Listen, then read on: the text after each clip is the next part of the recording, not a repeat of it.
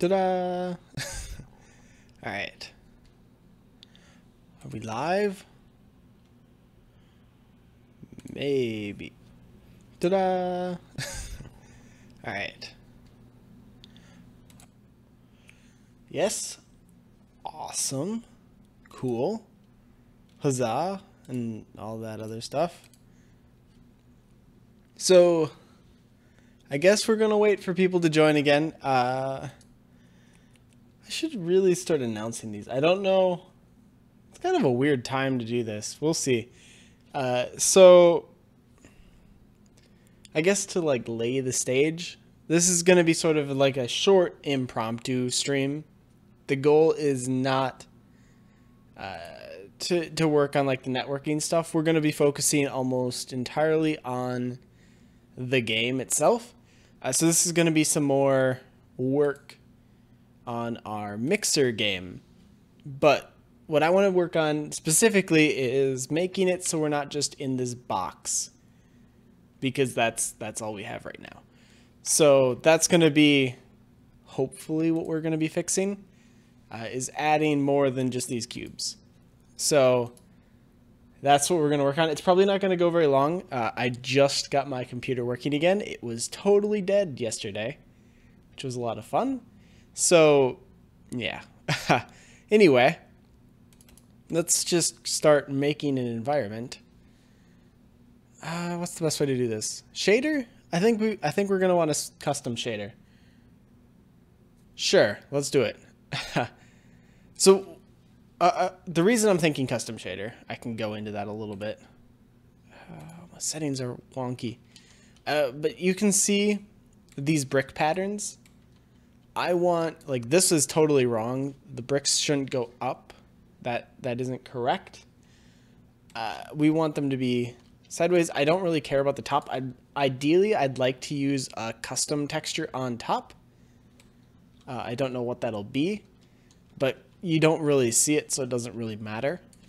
What I do want to get right, though, is all of these textures, because I don't think they're right, and fixing them hopefully is going to be super easy.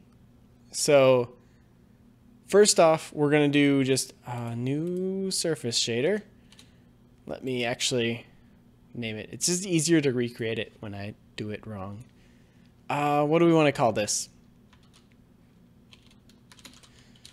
Triplanar world shader? Sure. Why not? We'll do that. So what this is going to do is you're going to give it a horizontal. So on it'd be X and Y. Yeah, X and Y will be a single texture, and they'll be based off of the difference on those axes plus the Z height. And then if it's a Z, like if you're looking at the top, that will have a separate texture, I think. So this will be our wall texture, and then let's copy it and make another thing. This is actually, is this right? Because we are going to want normal stuff.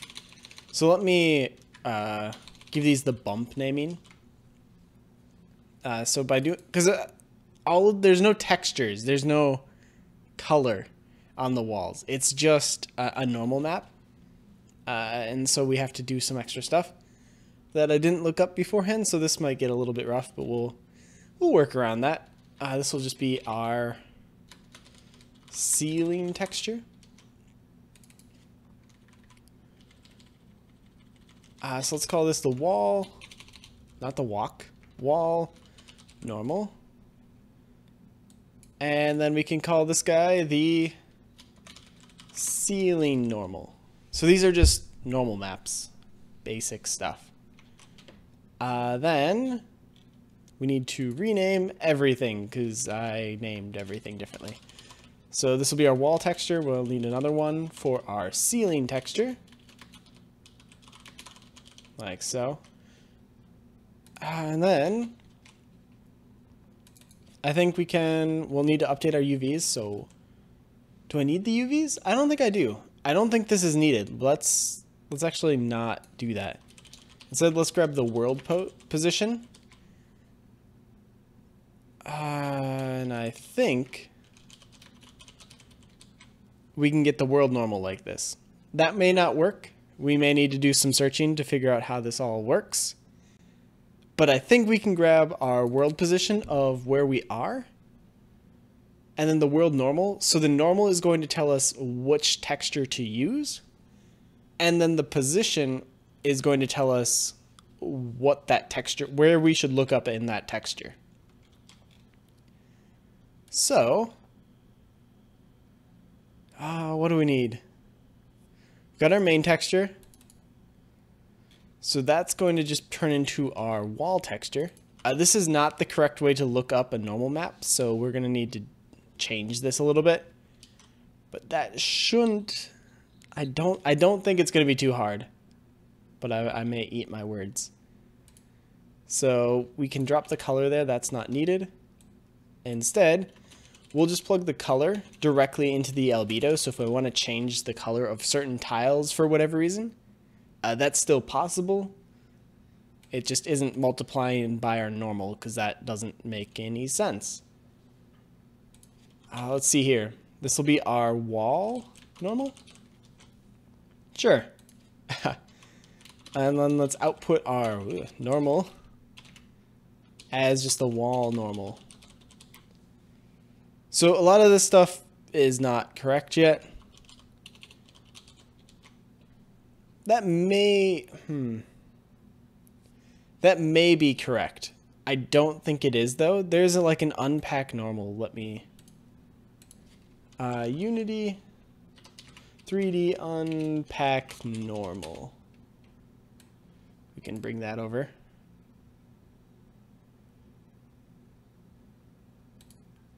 Here's an example.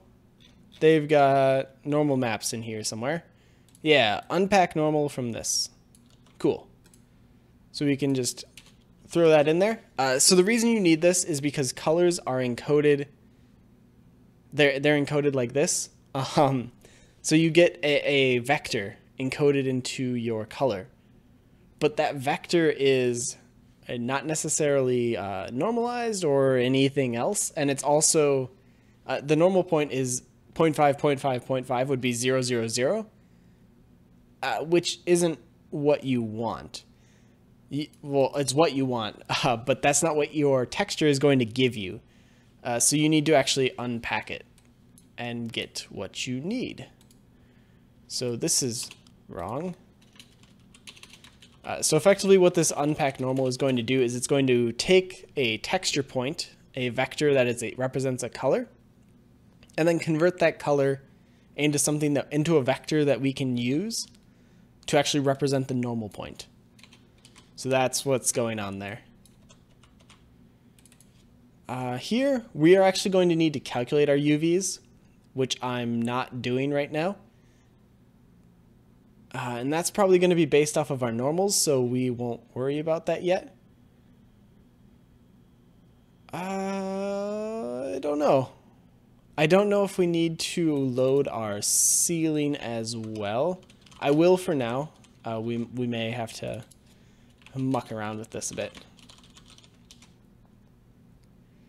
So that will load both of our normals. We don't have any UVs going on or anything like that. We're gonna get rid of all of that. So is there a good way to do this? Maybe. That's the answer we're gonna go with. For now, I'm just going to pass in a float 2. This is a really bad idea. Of the world position.x and the world position.z. So that will get us height and then across our x-axis, so side to side. And we can ignore that because that won't compile right now. And so this, if it compiles, initialization is incorrect. Oh, why is that? half 4 to half 3. Oops. So this gives us a vector. We need to actually use the vector, not a 4-dimensional vector, because that's not what we got. So let's do that. C is undefined because it's just 1. There we go. That was from the color we were getting earlier. So now, if I apply this, everything breaks. Great. Now, let's actually throw some bricks on there. Bricks. And so obviously this looks awful, but it does work for these things that are on the ZX axis, which is good. That's what we want. We need that to work. Now we just need to get it on the other one, because that's just going to be tiled infinitely, because the X obviously isn't changing. And then we need to do the top. But this works, so we just need to duplicate that and then selectively figure out which one we actually mean. So, is there a good way to do this? This is the part where I'm sure there's something in shaders that can actually handle this, but I don't know it.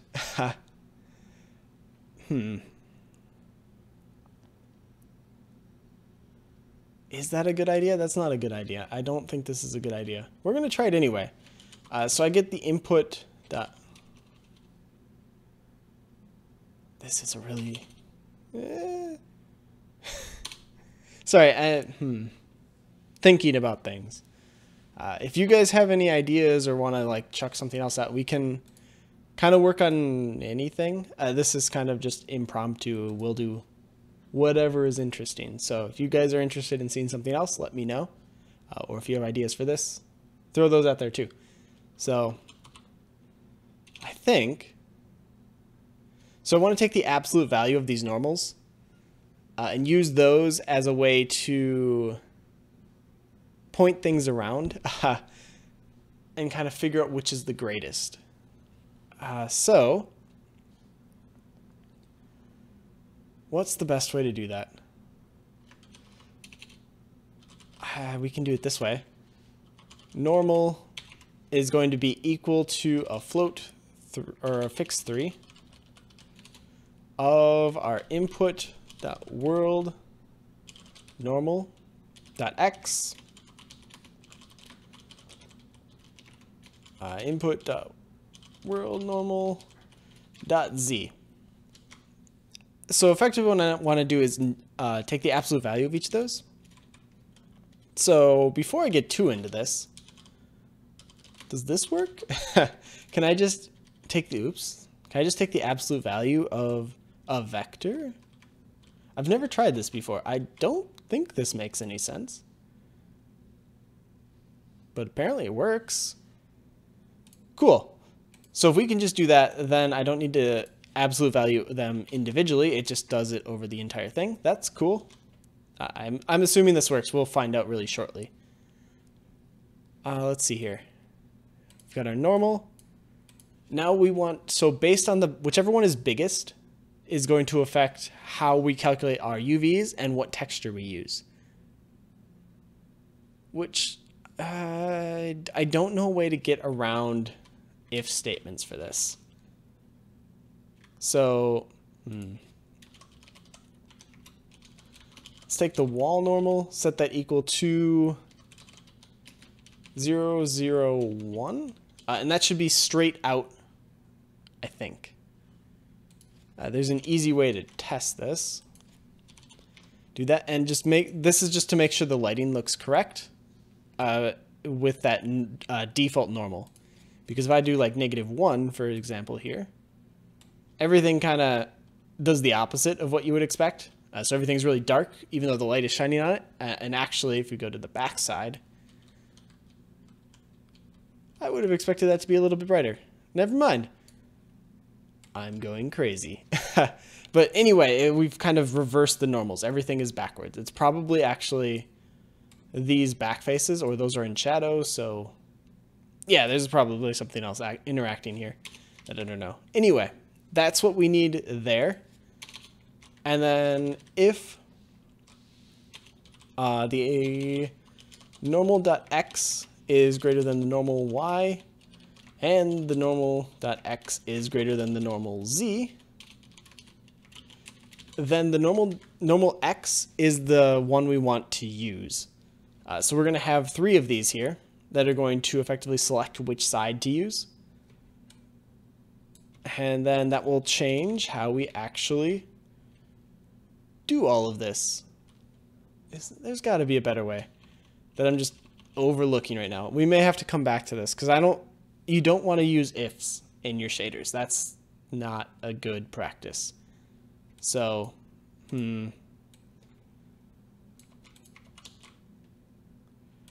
let's see here. Wall texture. If we're on the X, we're actually correct there. We've already defined. Actually, no, that's wrong. Sorry. What this means is that our normal X is the greatest vector of them all, which means that our plane, since the normal is perpendicular to that, if the point is pointing along the x-axis, that means the plane we're viewing is on the other 2. So it's on the z and the y. And then, yeah, point goes out. So this is actually going to be between y and z, because that's the plane we want to look at. And then if we do it the other way, so if y is greater than x and y is greater than z, then we're on the xz plane. And the final one is going to be our ceiling, which is if our z is greater than our x and our z is greater than our y, which will be on the xy plane. And that one is actually going to sample from our ceiling texture and not from our wall texture. So theoretically, assuming this is all correct, we should get something that is broken. Nice. Needs internal data for world normal vector. How do I do that? Pretty sure. Internal data. I don't know if that's how you do that.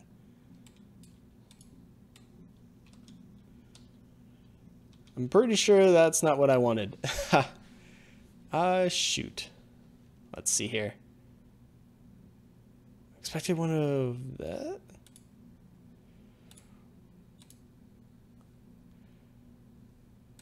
One sec. Internal data Unity shader.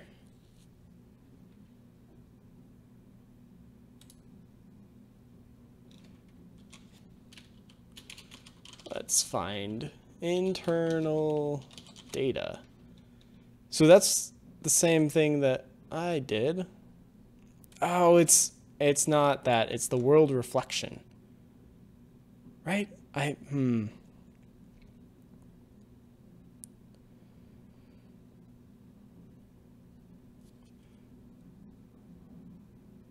Needs to compute per picture. No, that's not correct. The world reflection is going to be the reflection off of that surface, I believe, which is so it's going to be the specular highlight, effectively. We want, not this. Do I just take the output normal? No, that doesn't seem right.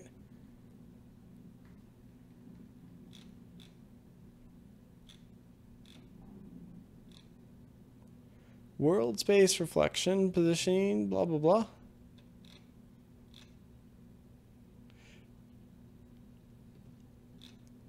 right, we're going to want something different. Let's go here to our surface shader input. Built-in, oh no, this is wrong. Shoot. Let's go there. Got it. Okay, so this is going to have a bunch of information about all of Unity's built-in shader data. So we are looking for the input stuff. What can we get? Contains world normal vector if surface shader does not write to O.normal, which we do, so that actually won't work for us. For our world reflection,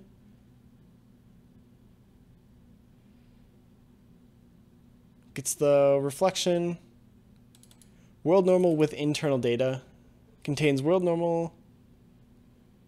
But to get it, we need to do this. Okay, so there's a function we need to call. So let's stick that in there. And that should grab us all of our information. Cool. Am I dropping? Nope. Okay. Sorry, I thought I saw the stream flicker there. Let's see. World normal vector. Plug all that in, get all of that. That should, assuming this is still correct, this should get us our actual normal now. Which clearly it hasn't.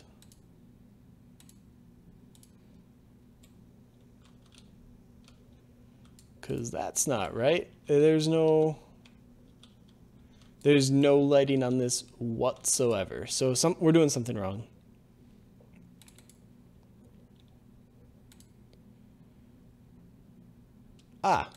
It would help if we spelt it right. There we go. Internal data. Got it.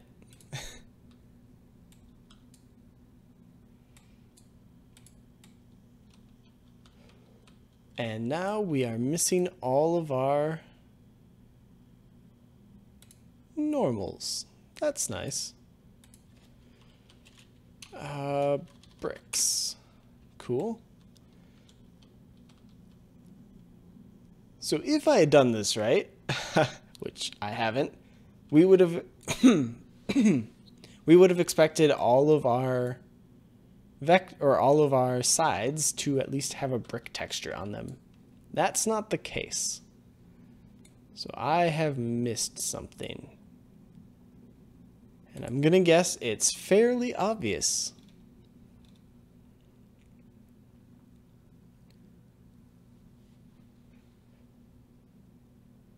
If normal.x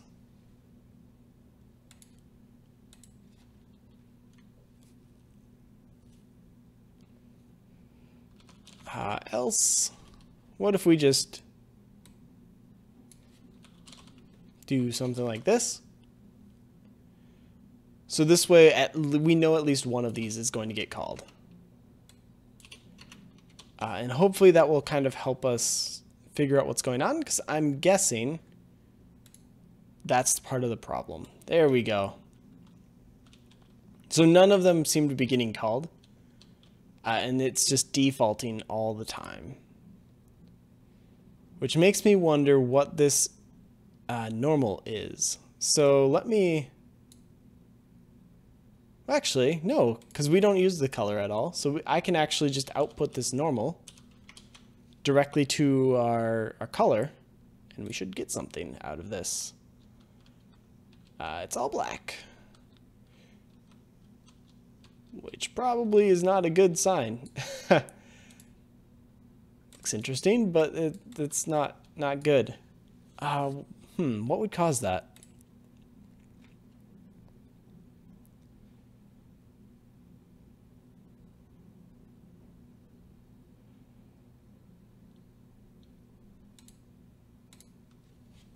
To get the normal vector based on per pixel normal map, use that.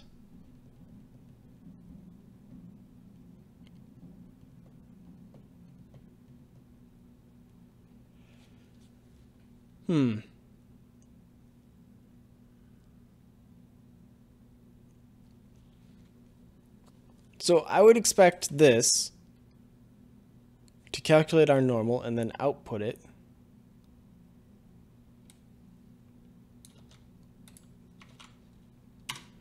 Let's see if anybody's done this. Because I don't know what's going on here. I've used this function, but it's been a while. So if I can find some information on it, I think we can figure out what's going on. Because I don't know right now.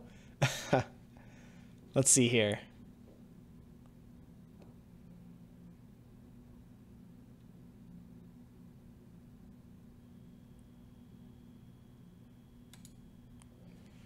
Can't get world normal in surface shader.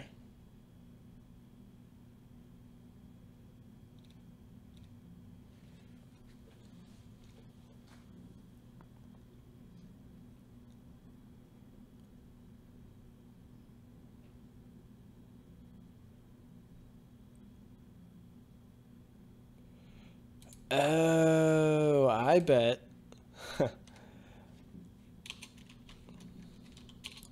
In the world normal. I bet we have to calculate it. One sec.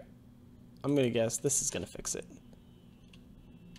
So if I do that and calculate it and then actually use the input value that we said to use, but that makes a big difference, doesn't it? No? That's kind of funky. Why not?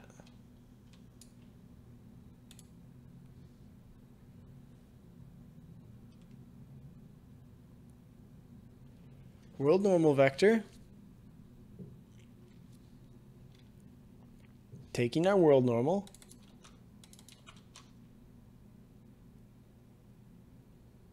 Huh. Well, that's interesting.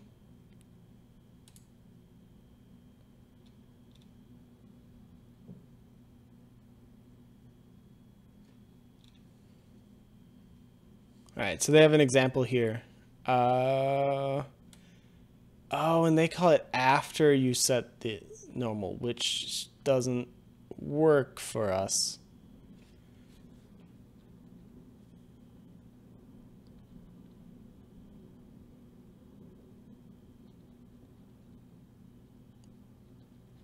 So what if this is using the output normal? What if we give it this variable? So effectively our default wall normal. What if we use that instead? Well, it doesn't work. Too much data in type constructor. Oh, float 3. There we go.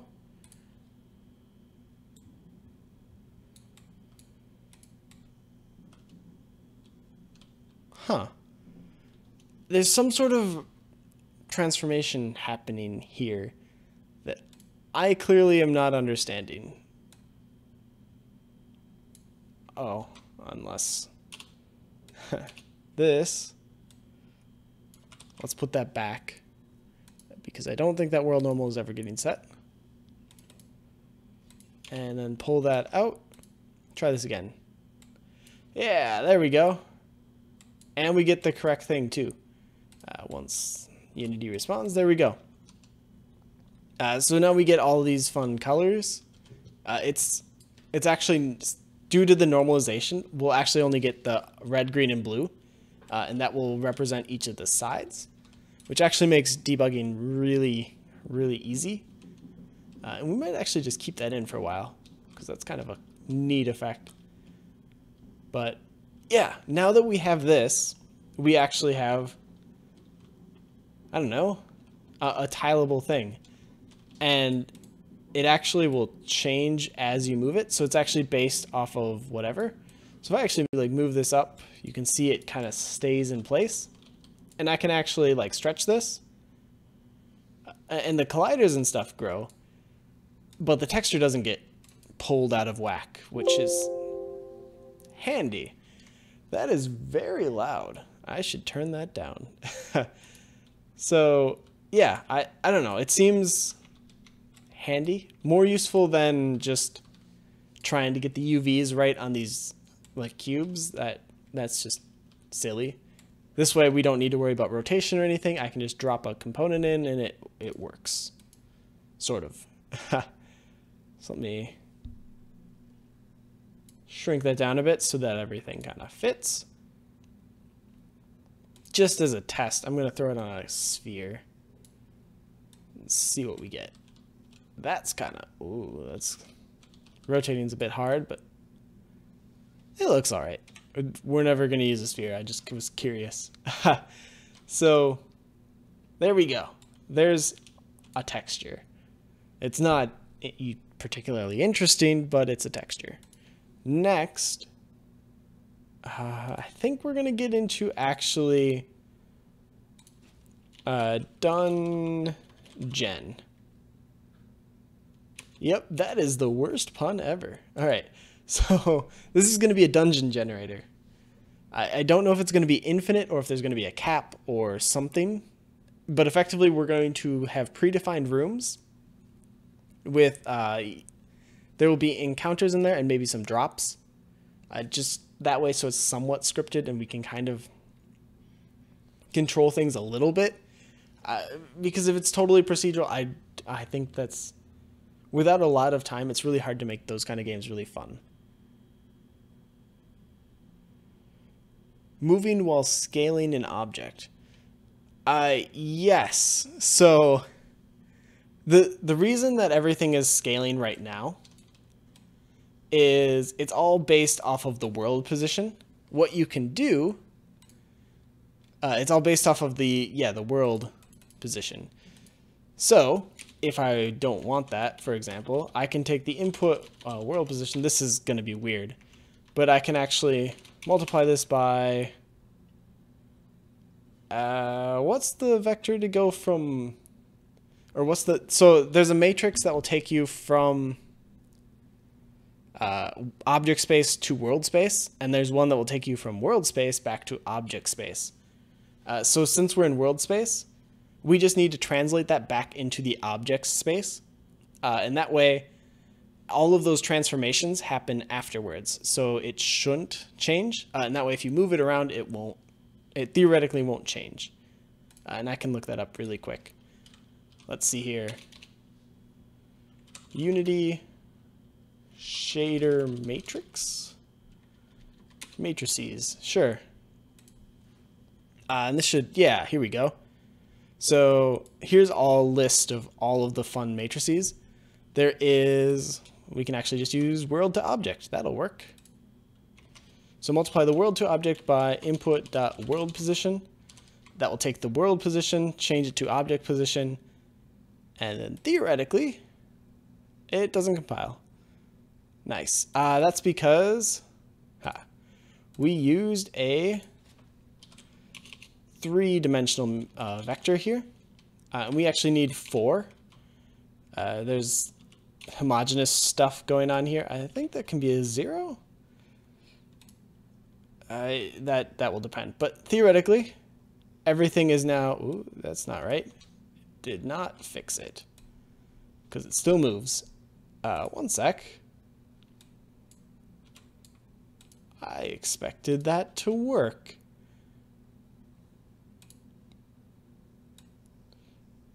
Yeah, okay. So that 1 is what's doing it. But this way we can change it, I think. Yeah, and now I can scale it too. And everything just kind of stretches. Which I don't need, but if you're trying to keep it in object space and have everything related to your object, so like if you have a dynamic object that you want to spin, well, okay, this doesn't work. It's part of, so, Okay, so we can solve this too. I won't here because that will just take more time.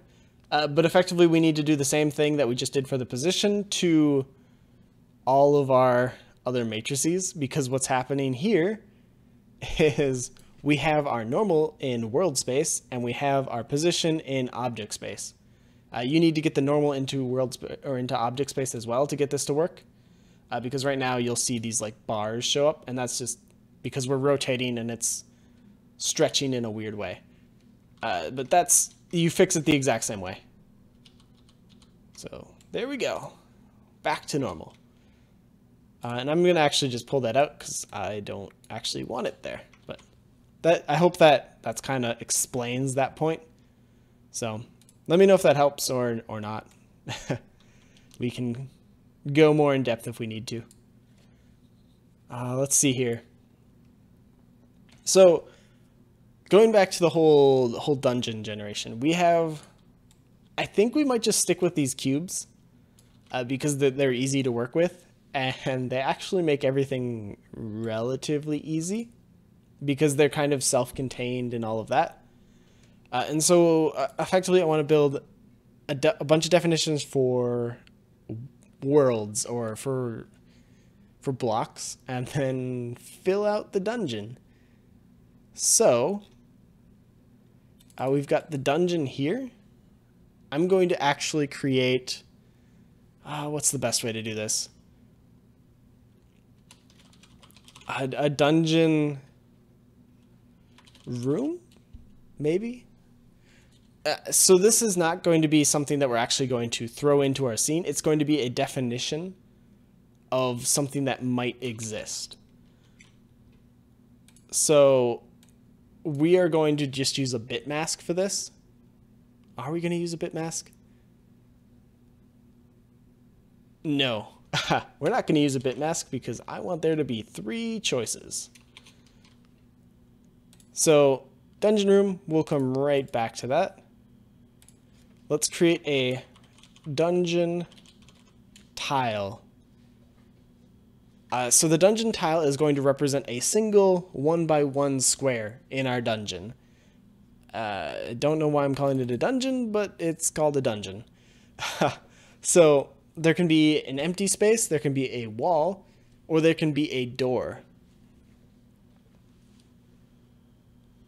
So the example I gave you should have kept it the same while stretching, because that stretching is going to happen after the object. So the object is going to be whatever is stored in memory. And then you have your model view projection matrix, which all come afterwards.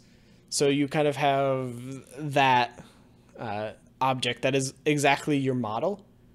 That's what we were reducing it back to with the matrix. And so unless you actually change the physical mesh, that should be that. And then those you can do iterative steps wherever. But that one shouldn't have been affected by scaling. So if we scaled it, it would have stretched the texture. And I kind of demonstrated that a little bit, I think.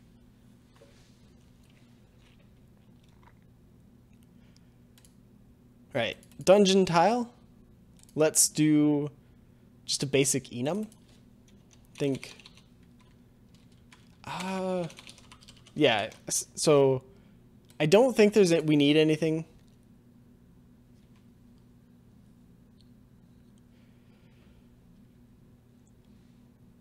Like the materials are duplicated. Do you have like an example, or can you explain a little bit more? Maybe I'm not following totally. So let's do empty wall and portal. I don't know if this is a good idea, but so part of the problem I'm running into with this, if we define things like this, our portals are our exits and entrances. They're 1x1 squares, and I'm not sure I like that idea. We might be able to get around it. So I'll leave that for now. If we run into a bunch of issues, we can go and change this. I'm not super excited about this whole idea, so if it doesn't work, then we can make something better. So, all right, this dungeon room is going to have a public int width and a height, and also a 2-dimensional array of dungeon tiles, like so. Yeah, that should be pretty much it. So this is going to, we're not going to lay out bosses or enemies or whatever. That stuff will be procedural, but generating actually interesting rooms is hard. And I don't have the time nor really the patience for that. So right now we're not gonna bother. We're just going to give it a bunch of predefined ones, like some squares and some circular things and whatever, and then have it kind of stitch those together into some level, and then just let the player do their thing. So I that just seems like the best the best way to handle this. I don't know if it's a good way to handle it, but it's the way we're handling it. So I'm thinking we want one more, and I'm calling it unclaimed. And so the idea here is we don't want things to overlap, and I don't want other rooms to be built into empty parts of other rooms, which could be kind of weird. So the unclaimed idea is any tile that has never been claimed, that's not part of an empty room, or that's not like the floor of a room, that's unclaimed. Anything that is inside of a room but still not there, that's empty. And that we can actually represent those with different things. So I think that makes sense. We'll figure it out. Let's see here. Connection pool, dungeon room, dungeon, tiles. Cool. So this is just a definition for a single room.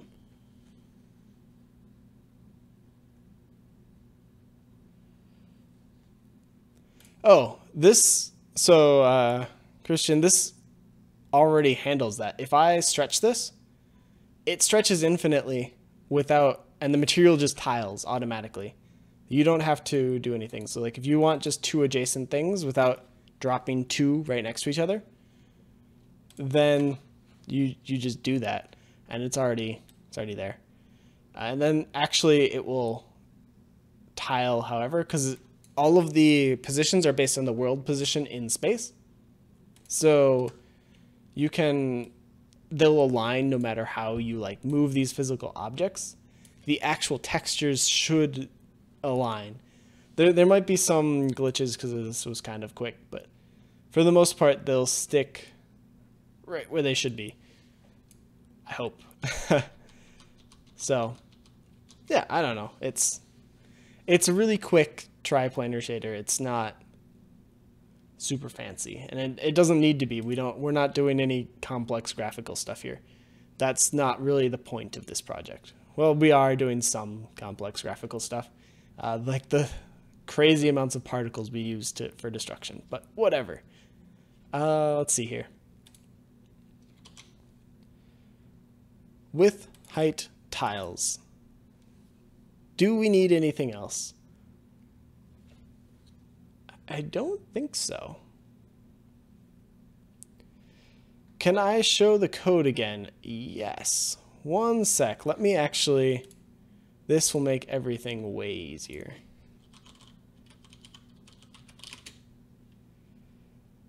If I go here, let's grab our shader again.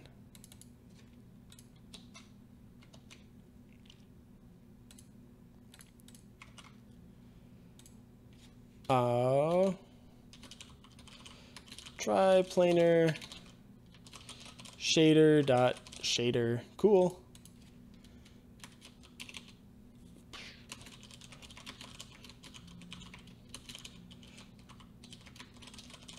Call it something, give it a name, and done. Sure. Whatever, that works. So that should be the code, and you should be able to do whatever you want with that. Obviously, it's super... I threw that together in no time, so it's probably got all sorts of fun stuff. Let me know how it works, because if it breaks in your project, it'll probably break in mine. And yeah, but there you go. Let's see. Do I want like some sort of editor, or do I just want to represent things in like text files, or how do I want to store these dungeon tiles? That's no problem. That's what I do. So I'd be sharing it eventually, so putting it up there now is not a big deal. Let's see. Dungeon tile.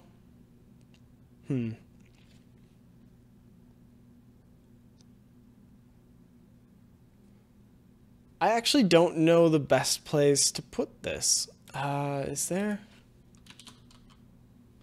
So I don't really want to like develop an editor for this or anything complex to load it. This is seeming like it's way more work than it needs to be.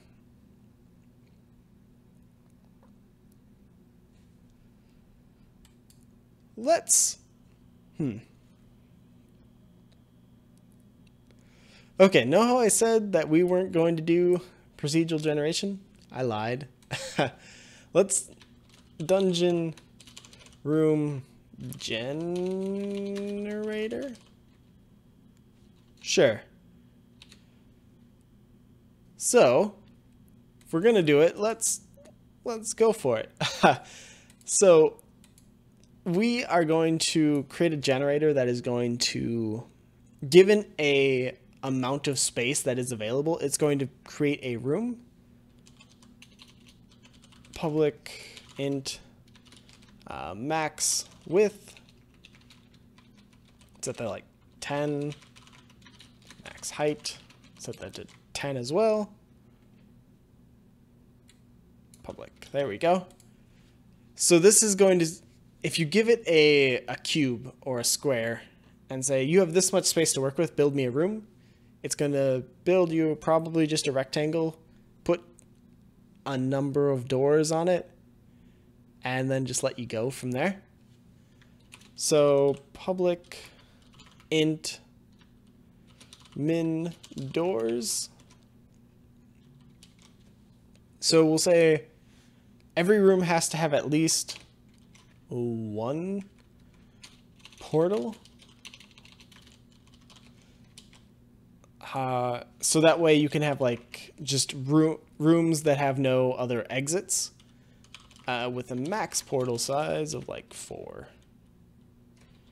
Because why not? I don't know. I'm just making things up. So yeah, effectively it's going to build a room and then go around the outside and place portals at random spots on that thing. Makes sense to me, I guess. We'll see if this works. So, given all of that, we want to public dungeon room generate room with int width int height. So, given a maximum height and a maximum width, actually, I'm going to take out the max width and max... Oh, I hit the wrong button. What did I do? Oh, no. No, how do I get back? Microsoft, please. Oh, that's so annoying. Just minimize everything, I guess, and don't come back. I don't know what I hit. I thought I switched desktops, but apparently not. Maybe I did. I don't know. That was weird. So, anyway, ignoring whatever that was, we're going to give it a width and a height and a bunch of parameters and say, build me a room. And it will build you a room with dungeon. Actually, let's just say room equals a new dungeon room with a width and a height. So set the room width equal to the width and the room height equal to the height. And then the fun part starts when we do this. So room tiles equals a new dungeon tile with a width and a height. Doesn't seem to like that.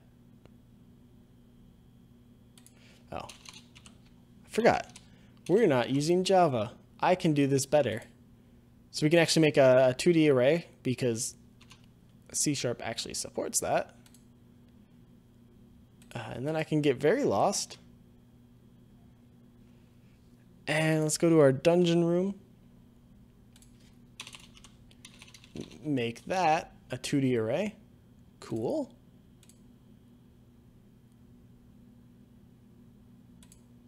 There we go.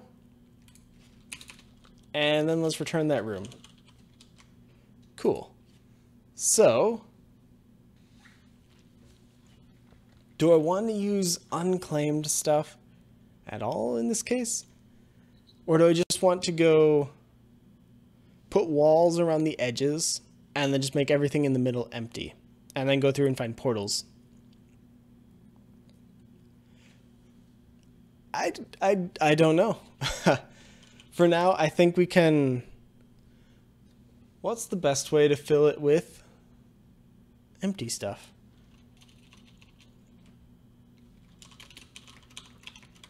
I guess this will work.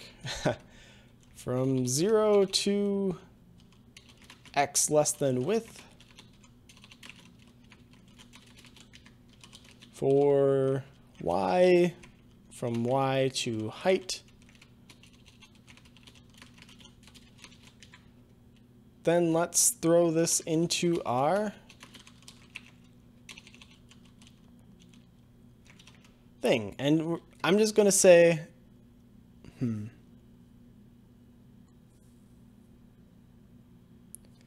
So, do I want the distance from the edge? Is that what I'm looking for? Because I can just fill everything with empty. But what I want to say is if the distance to edge of xy, given our width and our height, is 0, then dungeon tile.wall, otherwise dungeon tile.empty. I think this makes sense. Kind of making this up on the fly, so we'll see how this goes. But, All right, distance to edge. Cool. Let's actually write that. What? Ignore me while I miss up all the hotkeys. Distance to edge. This is going to take a x and a y, and then the width and the height, and then it's going to return the Mathf minimum of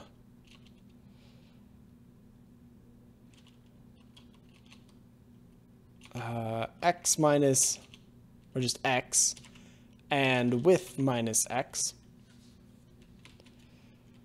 And then we also want the minimum of y and height minus y. I think. Pretty sure this formula makes sense in my head. So, does it actually make sense in the real world? So what I'm thinking is x, if x is 0, right, then it's 0 from the side. It's right on the edge. Otherwise, if we're on the width, we probably want to subtract 1 here because we're 0 indexed, right? So y goes from 0 to height minus 1. So y will go up to the height. And when that happens, then it becomes the minimum value and you get whatever. So that should return the distance, the nearest or the shortest distance to any edge in a rectangle, I think. We'll know if it doesn't work because we won't get walls around every side. So effectively what I wanted to get done in the next like 30 minutes, probably for the rest of the stream, is get this to generate a room and then actually create that room. So we already have it generating a room. Now, now we want to actually build things. So let's see what happens.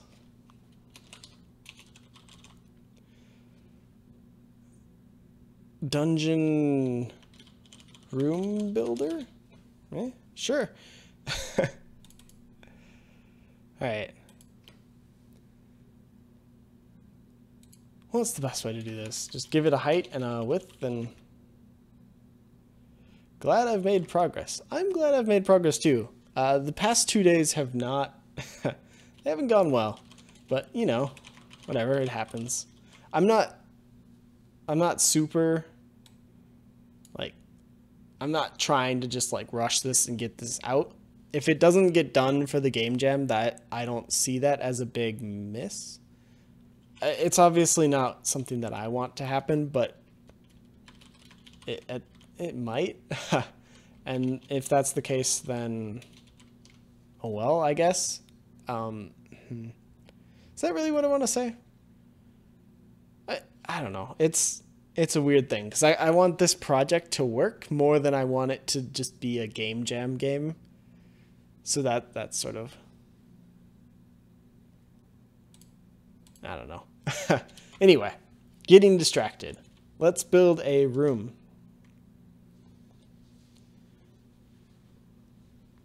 See, that was the thing. That's why I started this channel, is because I make a lot of projects. You may not have picked that up, but over like the 180 videos, we've done like 50 different things.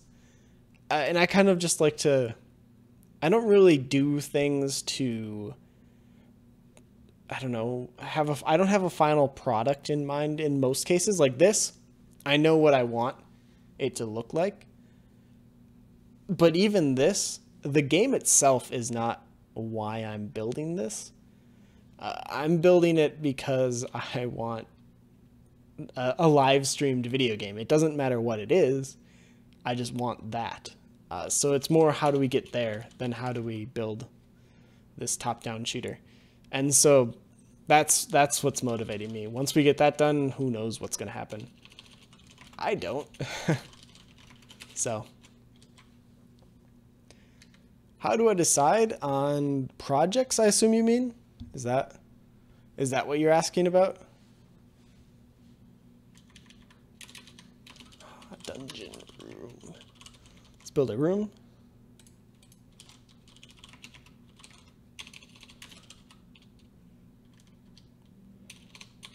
New dungeon generator. Let's generate a thing. All right, height, cool.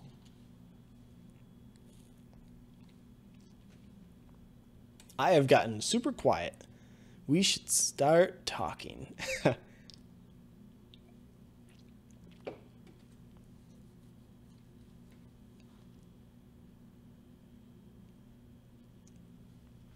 As far as going in on a project, I don't really. It's so that's a weird thing, but I don't ever really go all in. I don't make that decision myself. I'm not the one that gets to choose what projects that I dedicate a lot of my time to. Usually it's somebody else. And I'm not saying like I have like investors or something. It's what are people actually like playing, or what, when I make something, what do people actually use? Because I don't know, a lot of the things that I think are really cool in concept, but they don't really work. One of the big ones is I made a horror game that literally just pulsed lines, which was super cool, but it gave everybody motion sickness, and that's not great. So really, I look for what do people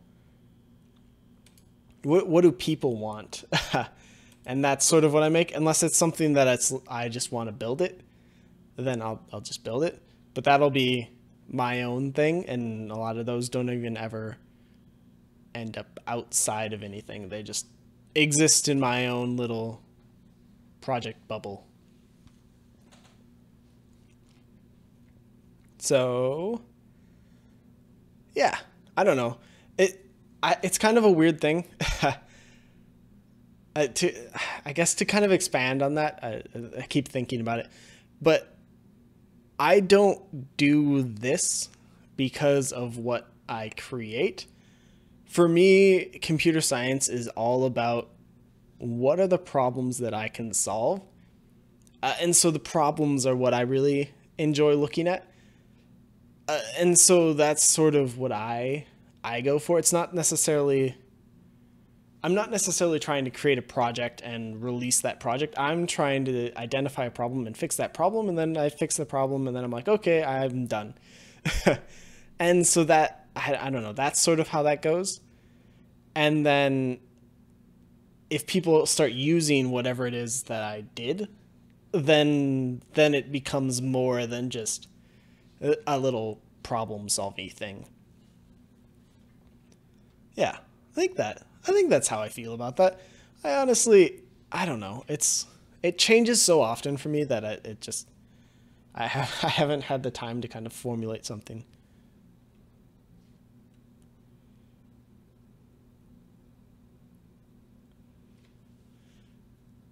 All right.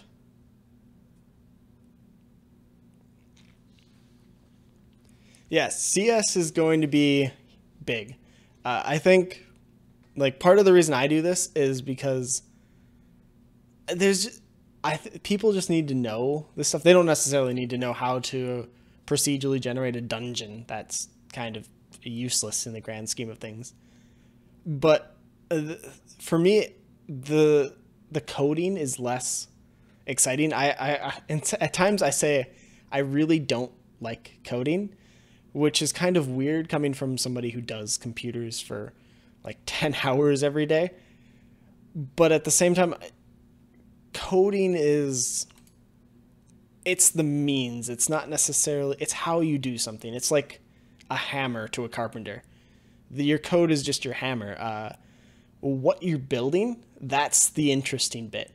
And knowing how to build that, I think, is a key skill that a lot of people could benefit from, regardless of what they're doing. So it doesn't even have to necessarily be learning computer science. It can be just like philosophy and learning the ideas of problem solving and how to think critically about a problem and how to approach solving it. I think those are probably key things that I think are going to become very important as time goes on. Because even if you don't necessarily need to build a website, I think the tools to help you do that are going to outpace what computers provide. But at the same time, you need to know how to apply that. So that's where I see that going.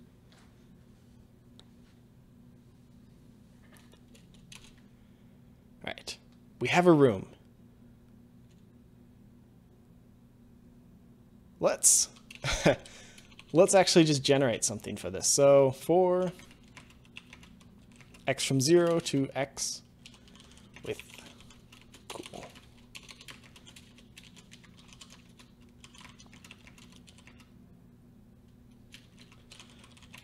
It's so hard to keep track of chat and this and then have my own, like, where are we going kind of conversations in my own head. This is, live streaming is so totally different than what I normally do. This is fun. Let's see. So for each of these things, we're going to loop over our room. I need to grab the tile and then figure out where to put it. Do I want it to be like X, Y, and then down? That might make the most sense. So each tile is going to be a 1x1 thing. Where am I on the project? In an interesting place. So I don't know how familiar you are with the project, but this is a mixer game. I don't have the demo set up, and it takes a while to set up, so I probably won't get to that. But this is top-down shooter, and I can shoot and do all sorts of fun stuff. Not super exciting, but the theme here is participation. So you can't see it here, but there's actually a mixer page, which is a separate streaming service with about 200 millisecond ping. That gets put up there. And then we have a connection thing. So there's actually a server running in the background. You can see some server stuff going on here. And there's actually a connection, so I can actually connect if I can get here. And I can actually publish myself, connect, It syncs a bunch of information about me. All of that is going to be used to kind of create a player list. And those players are who are going to be playing the game, not me, not locally. It's all going to be over that stream. So it's sort of like Twitch plays Pokemon taken to a real-time game with a game specifically designed for that kind of interaction. So the point is you want to play, but you can only play a certain number of people at a time. So you want to effectively kill all the people who are currently playing so that you can play. And so the idea is all the viewers get sabotages that they can shoot at the people currently playing, and then they can join in the queue and so forth. So what we have right now is I can walk around. That all works.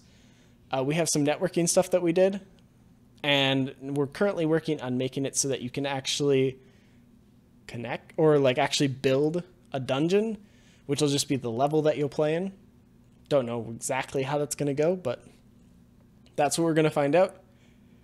The next step is going to be actually creating that player list and then actually pulling the players. I'm about 90% on the design of that, so we're going to pull that together and hopefully get everything working. So yeah, I don't know. The game itself is designed to be simple, but it's also designed to be something that you can play with a slight delay without too much frustration. So this won't be like a bullet hell or anything. That doesn't work. I've tried it. It doesn't work. But this, I'm hoping we can have some slow enemies, maybe like zombies or whatever.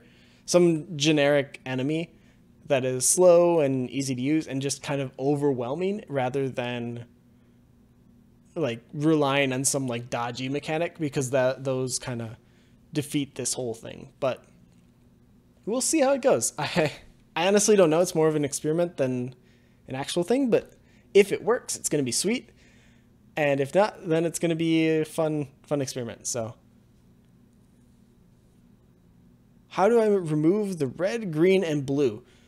So that is coming straight from, where is it? There's a color, an O.color. Just change that to be like white or something else. This guy. This is just going to be the albedo, which is your output color. If you change this to be, say, float 111, that will be white. May need to be 4-dimensional. Float 3, there we go. And now you get rid of the colors. So that's how that all works. And you can play around with that as much as you want. I'll go back to debug normals, but yeah. Anywho, I am going to delete all of these. All but one, actually. And the reason we're not deleting one is because I want a wall. Cool. Wall with an environment. Let's just drop that there. And then you can go away too. Then let's create a dungeon generator. And grab some scripts.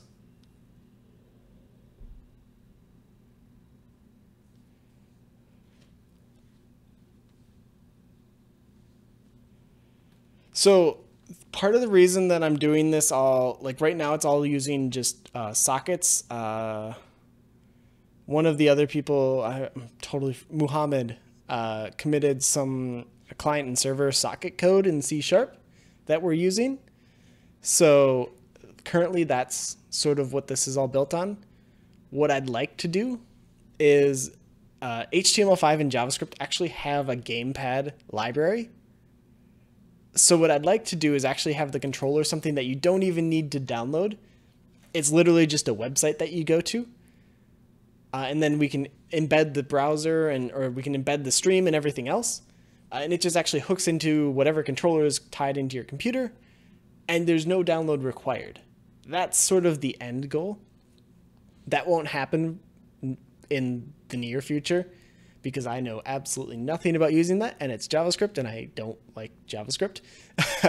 So that's a stretch goal after I learn a little bit more about how it all works.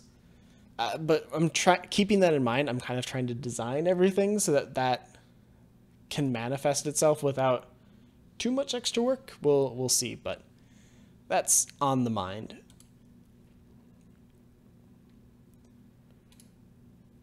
Right.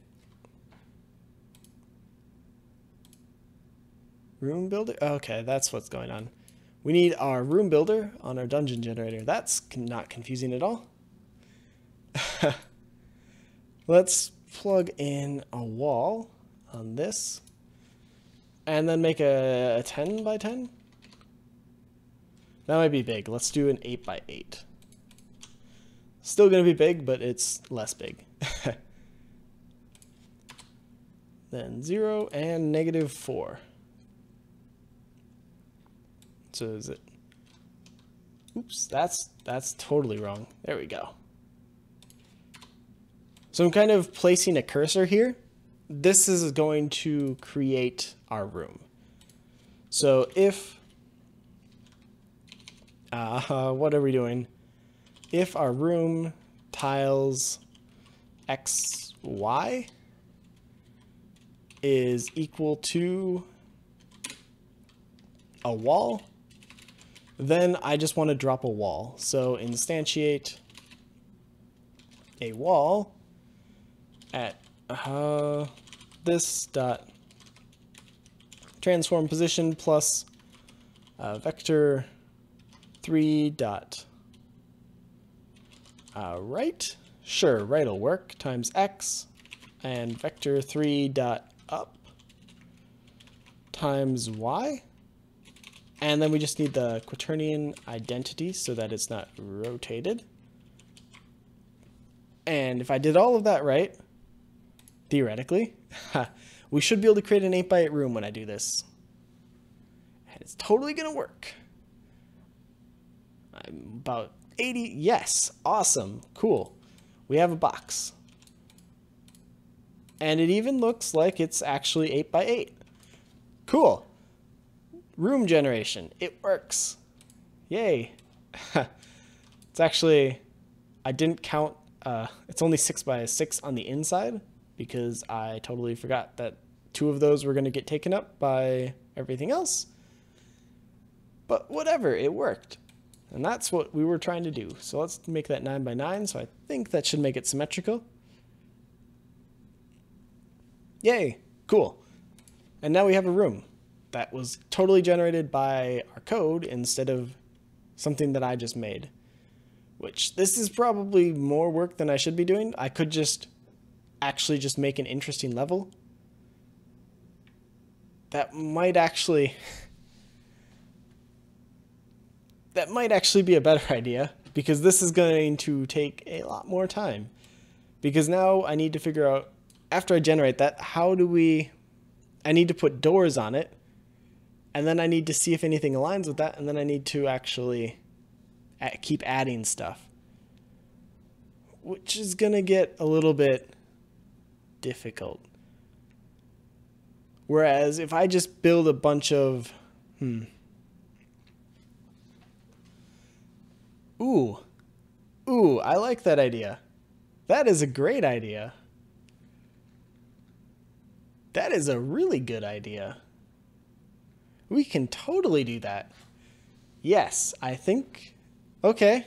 Wow, Atomica, we are going to make it with Perlin noise. Yeah, I don't see why not. Sure. How do I do Perlin noise in Unity? So, I was going to do a thing on Perlin noise anyway, but I don't actually. Let's do it from scratch, because otherwise I'm going to totally miss it. So how does the algorithm work? Most common implementation as a 2, 3, or 4 dimensional function. Don't care about that. Grid definition. Define an n-dimensional grid. two-dimensional grid I think we're going to use. At each point on the grid, assign a random gradient vector of unit length in n dimensions.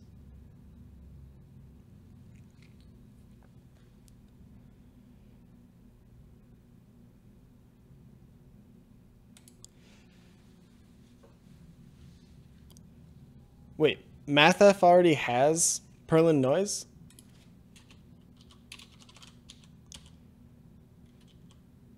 Oh. Okay, well this is going to take all of no time. So we literally can just do... We can get rid of that with height. And then I just really need to do if Mathf.Perlin noise of 0 x, y. This is going to look awful. Because Perlin noise, you want it to be small-ish. You don't want big deltas like I just created. By doing integer steps, it's going to be way too big, but we can make this work. If it's greater than 0.5, so all the white-ish stuff becomes our walls. Let's do black. So black becomes that. Do that. Theoretically, this is already done. I think. Like 95% sure. Nope. Okay. I may need to do a little bit.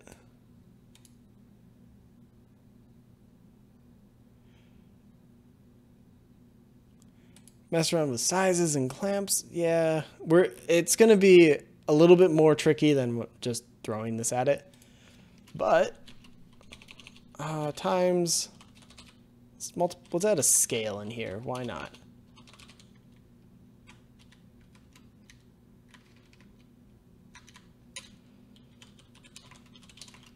Float scale. Won't take an int after I do this. There we go. 0.01. Is that a good idea? That might not be a bad idea. Or it might not be a good idea, but oh well.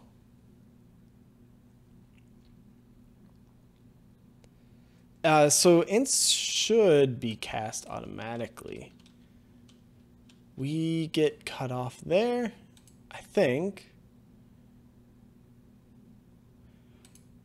It's time for one of those really bad ideas I always have. Let's make this huge, 64 by 64.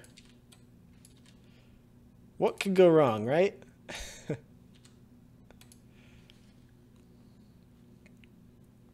Slightly increase the scale. And there we go. A room. And so the cool thing with this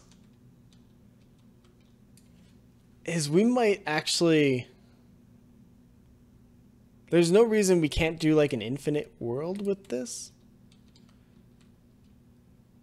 Right? So...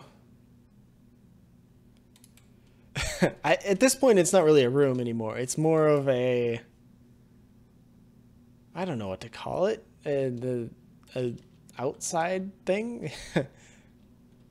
It's kind of, yeah, it's kind of funky, but whatever. It works. We get, yeah, a room. This is a good idea. I like this idea. We can do a lot with this idea. We're probably going to need to make things a little bit thinner. And we could, I wonder if there's other noise functions. Don't get Verneuil noise, which is unfortunately, I'm probably pronouncing that wrong.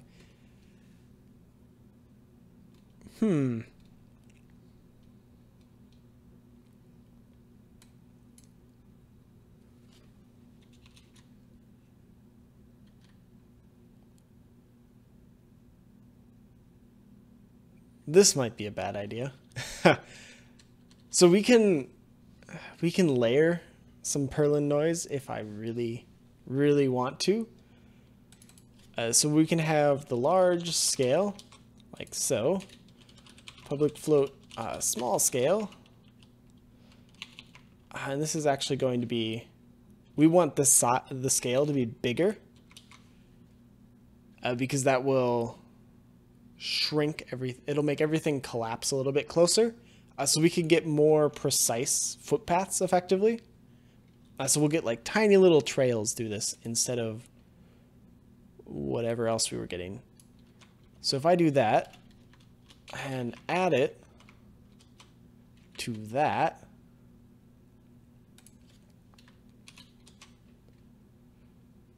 and then divide it by 2.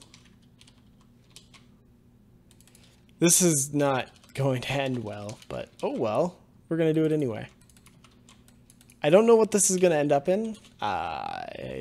This is going down a path I hadn't intended, but you know, it works. Game for trying this.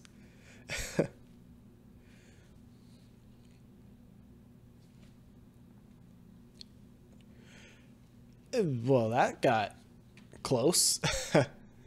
We are going to have to do some calculations to make sure we don't end up inside, but I'm kind of hoping to see. Yeah, it's a little bit too dense for me. How can I change this? Multiplication? And make this greater than, and get rid of that. Totally just experimenting here, but I don't know what we'll find out.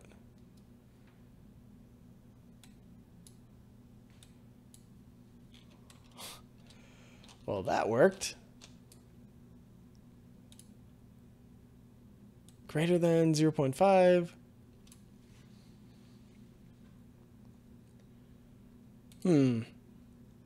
Oops, I think is the correct answer to that one. Let's try scaling you down a bit. 0.5? Sure. Trial by error. No, still getting nothing. I think the multiplication may have been a mistake. Yeah, I'm gonna,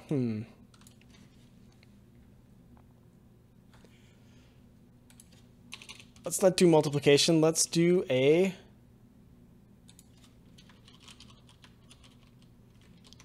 max. So if I take the maximum of these two, we should get something a little bit closer. There we go. It's thinking very hard about whatever I told it to do. There we go. Hopefully this one actually, yeah, we're in a thing.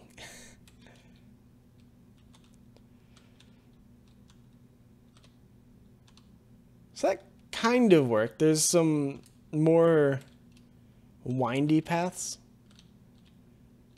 I don't know how we keep the player from getting spawned into something. We may need to do that calculation afterwards because I'm totally... Actually, I'm not stuck. There we go. We're out.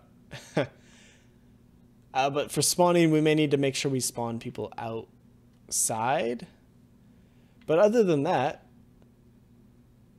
it totally works. And then all we need to do, how would this work? So for all of this stuff, I'm trying to think how we make this infinite, but if we move, say, 8 blocks from the center, if I shift everything back 8 blocks, kind of like a moving origin, and then remove everything on the other side that gets cut off, we should be able to just continually go in any direction until the noise pattern kind of creates a dead end.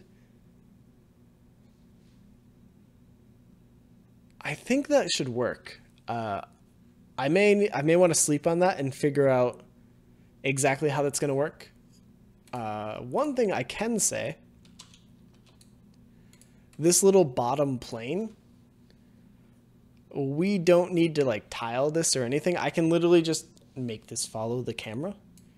Like I can literally attach it to the camera. And I could even use the...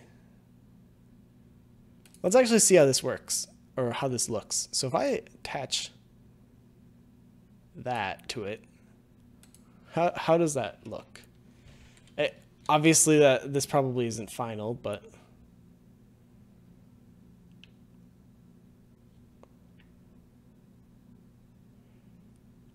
Oh, that doesn't look good at all.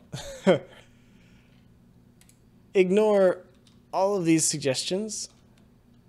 Oh, because the camera moves. That's it. Got it. Okay, and because the camera's moving in and out to zoom in on the player, what's actually happening is this entire plane is moving with it. So that's actually a really bad idea. Don't do that. Let's make a ground plane. And let's quickly create like an attach to. Sure, that should work.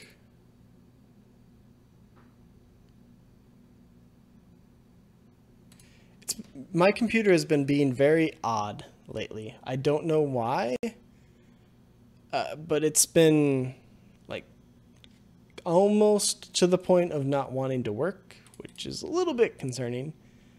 So Unity's been being super slow, and it was totally dead yesterday. And then my Vive stopped working. It was fun, but whatever. Let's follow a transform. So that, and then this transform position equals, I should just be able to set this. So this, a new vector 3, target dot dot position dot x, and target position y, and then we will use our own z. So this transform position dot z. And that way we should follow on the X and the Y. Effectively, we're just going to pan with the camera. And that, because all of our UVs are based off of world position, you shouldn't be able to notice the ground moving, even though the ground is going to actually slide with you. Since it has no physical interaction and it's just a graphic, and that graphic is all based on world position, theoretically this is fine. There might be a jump. Would there be a jump? I don't think there will be a jump if we suddenly move everything back to the origin. I don't think that'll be a problem. But if it is, we can fix it. Or not. All right. Let's see if this works.